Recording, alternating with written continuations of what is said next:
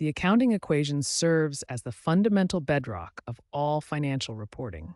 It establishes a perfect balance within an organization's financial structure. The equation is expressed as assets equals liabilities plus equity. This represents the claim structure of an organization. Assets are the economic resources controlled by the entity. Liabilities and equity represent the sources of those resources, or the claims held against them. Understanding this balance is essential to mastering the logic of financial accounting. In accounting, assets are defined as resources owned or controlled by an entity. These resources must be expected to generate future economic benefits for the business. We categorize these assets based on liquidity and usage period. Current assets are those expected to be converted into cash or consumed within 1 year, while non-current assets provide value over a longer horizon. Current assets are essential resources a business expects to use or convert into cash within 1 year or one operating cycle. 3 primary examples include cash, which is immediately available, accounts receivable, representing money owed by customers, and inventory, consisting of goods ready for sale. By managing these assets effectively, a company ensures it has the necessary liquidity to meet its short-term financial obligations. Non-current assets are long-term resources that a company expects to utilize over a period exceeding 1 year. Unlike current assets, which are consumed or converted quickly, these items form the core infrastructure of the business. Key examples include land, buildings, heavy equipment, and commercial vehicles. These assets are essential for sustaining operational capacity over the long term. By supporting day-to-day operations for years to come, non-current assets represent a permanent investment in the company's future value. Assets can be classified based on their physical presence. We distinguish between tangible assets, which possess physical substance, and intangible assets, which derive value from conceptual utility. Tangible assets are physical resources you can touch or see. These include factories, machinery, and inventory. They are recorded on the balance sheet as concrete items that provide operational utility. Conversely, intangible assets lack physical form, but are equally vital. Trademarks, brand recognition, and intellectual property represent competitive advantages that generate future economic benefits. While they differ in physical appearance, both categories are essential for measuring a company's total economic potential and long-term viability. Liabilities represent legal debts or obligations that an organization owes to external parties, such as creditors, suppliers, or employees. Think of liabilities as claims against the organization's resources. They represent obligations to pay or provide services in the future. Liabilities are categorized by their maturity date. This timing determines when the organization must settle its debt using its valuable economic resources. Current liabilities represent financial obligations a business must settle within 1 year or its normal operating cycle. These are critical markers of a firm's short-term liquidity. Key examples include accounts payable, which arise from routine business purchases on credit, and short-term notes payable, which signify formal interest-bearing loans that mature quickly. In accounting, current liabilities are recorded on the credit side of the balance sheet. They increase when the obligation is incurred and decrease as the debt is settled through cash payments. Non-current liabilities represent significant financial obligations that a business does not expect to settle within the next 12 months. To visualize this, consider a 1-year threshold. Any debt maturing beyond this period is classified as non-current. Common examples include long-term bank loans, mortgage debt, and bonds payable. These represent commitments that span several years into the future. By managing these long-term commitments, a company sustains its growth and operational stability. In financial reporting, simply knowing the total value of what a company owns or owes is incomplete. Distinguishing between current and non-current classifications is essential for stakeholders to understand the timing of these financial events. While total values reveal the what, the current versus non-current split reveals the when. This distinction is critical for assessing a company's immediate liquidity, its ability to meet short-term obligations, and long-term solvency. Without this timing-based classification, financial statements would be merely static snapshots. With it, they become dynamic indicators of a company's ability to navigate cash flow crises and survive. Equity, often referred to as net worth or book value, represents the residual interest in a business's assets after subtracting all liabilities. Visualize the assets as the total resources owned by the firm. Creditors hold legal claims against these assets, represented here by liabilities. Once those obligations are satisfied, the remaining value belongs to the owners. This residual portion is defined as equity. In essence, equity signifies the true value belonging to the owners after all creditor claims have been fully addressed.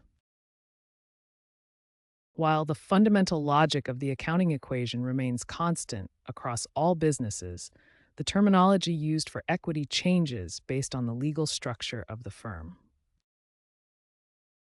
In a sole proprietorship, owner contributions are tracked in capital accounts.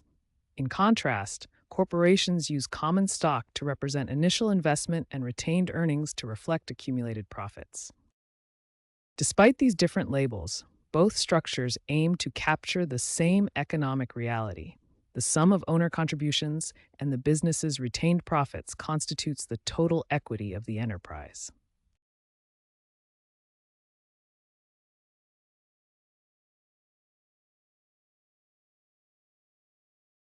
Expenses are the necessary costs incurred by a business to generate revenue.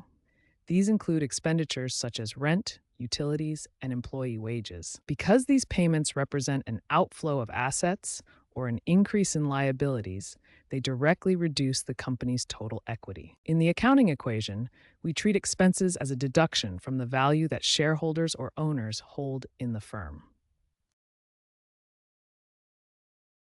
In accounting, gains and losses represent increases or decreases in equity resulting from peripheral or incidental transactions, distinct from a company's primary operating revenues. A gain occurs when an asset is sold for an amount exceeding its book value. This creates a surplus that directly increases the company's equity. Conversely, losses represent decreases in equity.